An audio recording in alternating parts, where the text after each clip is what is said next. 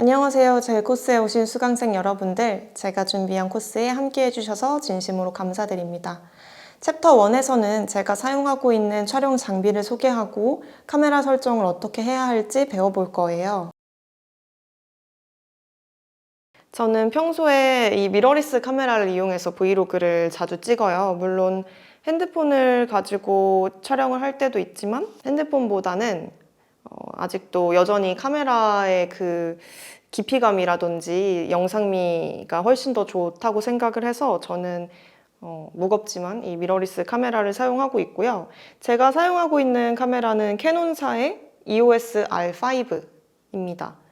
저는 캐논의 색감을 되게 좋아해서 늘 캐논 카메라를 써오고 있는데요.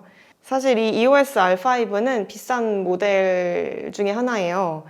그래서 제가 쓰고 있는 카메라가 이거라고 하면 저렇게 비싼 카메라를 써야 괜찮은 영상이 완성되나 라고 생각하실 수 있을 것 같은데 제가 최근에 이거를 사용하고 있는 거지 사실 전에는 이거보다 훨씬 더 저가의 보급형 카메라를 사용을 하기도 했었거든요. 근데 그 카메라나 이 카메라나 사실 큰 차이는 없어요. 조금 더 기능이 편해졌다거나 빨라진 게 있을 뿐이지 제가 이걸 쓰고 있다고 해서 꼭 여러분들도 비싼 카메라를 쓰실 필요는 없고요.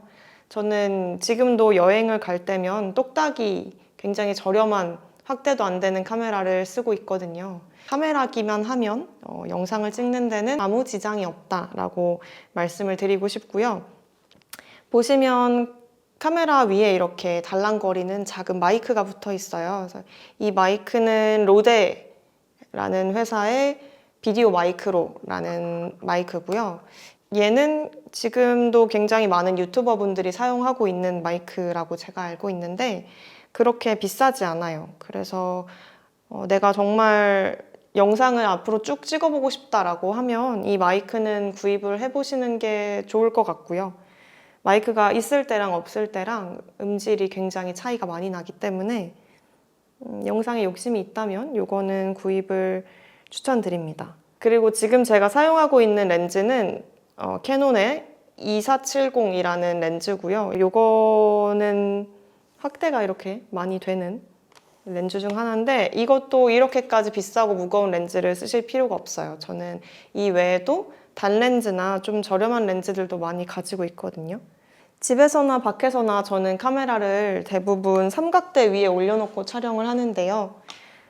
제가 지금 쓰고 있는 삼각대는 맨프로토라는 회사의 굉장히 가볍고 작은 삼각대예요. 그래서 이렇게 다리에 4개의 똑딱이 같은 게 있어서 이거를 열면 이렇게 길이가 늘어나서 제 키만큼 높게 설정을 해놓고 촬영을 할 수도 있고요. 사용 방법이 굉장히 직관적이고 쉽고 그리고 무엇보다 가벼워서 저는 다른 비싼 삼각대가 있는데도 불구하고 자꾸 이 삼각대로 돌아오게 되더라고요. 그래서 이거는 제가 챕터 2나 3에서 실제로 사용하고 있는 모습을 많이 보여드릴 예정입니다. 그리고 가끔 제가 휴대폰으로 촬영을 하는 일이 있고 저희가 챕터 6에 가서도 휴대폰으로 어떻게 촬영을 하는지 제가 보여드릴 건데 촬영일 기준으로 저는 아이폰 14 프로를 사용하고 있고요. 마찬가지로 꼭 이 기종이 아니어도 갤럭시를 쓰시거나 혹은 아이폰 10이나 11, 12를 쓰셔도 무리 없이 이 강의는 다 따라오실 수 있다는 점. 휴대폰도 마찬가지로 촬영을 할 때 삼각대가 필요할 때가 있는데요. 저는 마트에서 10,000원 정도 주고 산 굉장히 저렴한 삼각대를 쓰고 있어요. 사실 휴대폰으로 찍는데 삼각대가 무거워지거나 커지기 시작하면 휴대폰으로 찍는 의미가 많이 퇴색된다고 생각해서 저는 저렴하고 작은 삼각대를 쭉 사용하고 있습니다. 휴대폰은 저희가 챕터 6에서 더 자세히 다뤄보기로 하고요. 이 챕터에서는 제가 카메라를 어떻게 세팅을 해두는지 그리고 그 세팅 값들이 어떤 의미가 있는지 설명을 해드릴게요. 먼저 카메라에는 정말 다양한 설정들이 있어요. 메뉴에 들어가 보면 이 메뉴 탭도 굉장히 많아서 어디서부터 어떻게 손대야 될지 막막하실 텐데요. 정말 필수적인 것 몇 가지만 저와 함께 설정을 해볼게요. 제가 쓰고 있는 캐논 EOS R5 카메라 기준으로 메뉴라는 버튼에 들어가시면 동영상 녹화 화질을 설정할 수 있는데요. 요즘 나오는 카메라들은 4K를 넘어서 8K까지도 지원이 가능한데 저희는 4K까지 찍을 일도 사실은 많지 않고요. 풀 HD, FHD라고 써있는 요 메뉴를 선택을 해주시고요. 4K나 8K는 풀 HD보다 훨씬 더 사이즈가 크고 해상도가 높은 그런 촬영 포맷인데 더 선명하고 더 클수록 용량도 커지겠죠. 일반인들이 그냥 브이로그를 촬영하기에는 너무 편집 시간도 오래 걸리고 저장하는 시간도 오래 걸리기 때문에 저는 FHD로 촬영을 권장을 하고 있고 실제로 저도 대부분 영상에서는 FHD를 사용합니다. 그리고 아래쪽으로 내려오면 프레임을 설정을 할 수가 있는데요. 59.9, 29.9, 24, 23.9 이런 식으로 프레임들이 보일 거예요. 저는 23.9, 그러니까 24에 가까운 프레임을 사용을 하고 있고요. 만약에 이 23.9를 사용할 수 없는 상황이라면 30에 가까운 29.9 프레임을 사용하셔도 돼요. 어떤 카메라에서는 24, 30으로 표현이 되어 있을 수도 있는데 둘 중 어느 것을 사용하셔도 무방하고요. 이 프레임이 의미하는 건 1초에 이만큼의 이미지를 저장을 하겠다는 뜻이에요. 그래서 프레임 수가 커지면 커질수록 당연히 용량도 커질 거고요. 더 많은 장면들이 영상에 담기게 되겠죠. 하지만 저희가 촬영할 브이로그에서는 60프레임이나 그 이상 프레임은 사실 쓸 일이 거의 없어서 24나 혹은 30 정도가 적당하다고 말씀을 드리는 거고요.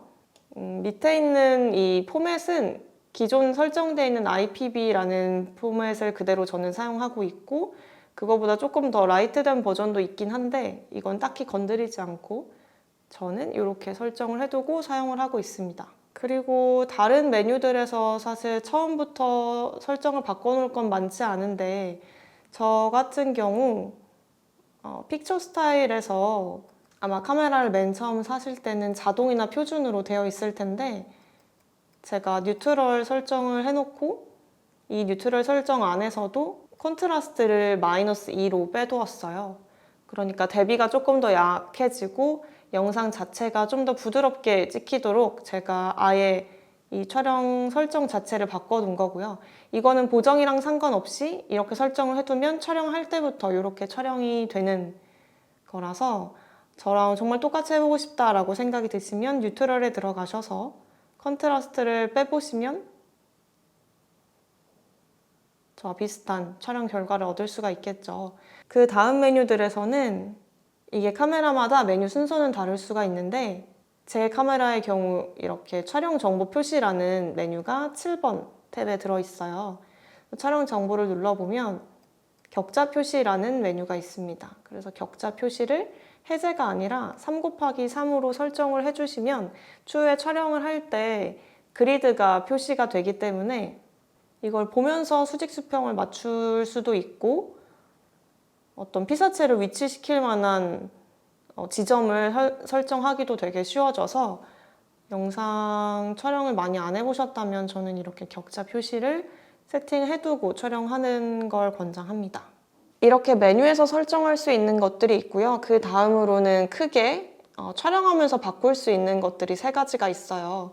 먼저 셔터 스피드는 이렇게 몇 분에 몇 초라고 되어 있는 부분인데 제가 아까 말씀드렸다시피 저희는 60분의 1초를 사용을 할 거고요. 이게 저희가 눈으로 보는 것과 가장 비슷하게 촬영을 할 수 있는 셔터 스피드이기 때문에 60분의 1초를 잡았습니다. 그 다음에 F하고 숫자가 써 있는 거는 조리개 값이라고 해서 카메라 렌즈 안에 있는 조리개를 얼마나 조일 건지 얼마나 넓힐 건지에 대한 부분이에요. 숫자가 클수록 조리개라는 구멍이 점점 작아지고 숫자가 낮을수록 조리개라는 구멍이 점점 커지면서 빛을 받아들이는 양이 달라지고 이 카메라가 초점을 맞출 수 있는 범위가 달라져요. 왼쪽은 f2.8로 조리개를 많이 열어서 빛을 많이 받아들였고 오른쪽은 11로 조리개를 많이 조여서 빛을 조금만 받아들이는 상태예요. 들어오는 빛의 양이 다르니 결과물의 밝기도 달라지겠죠. 조리개 값이 낮을수록 초점이 아주 일부분에만 맞아요. 조리개 값이 올라가면 더 많은 영역에 초점이 맞겠죠.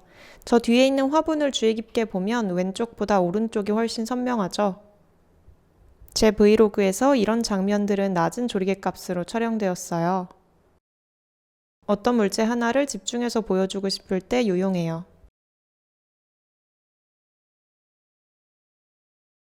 반면 이렇게 전체적인 장면을 보여주거나 풍경을 찍을 땐 높은 조리개 값을 사용했죠.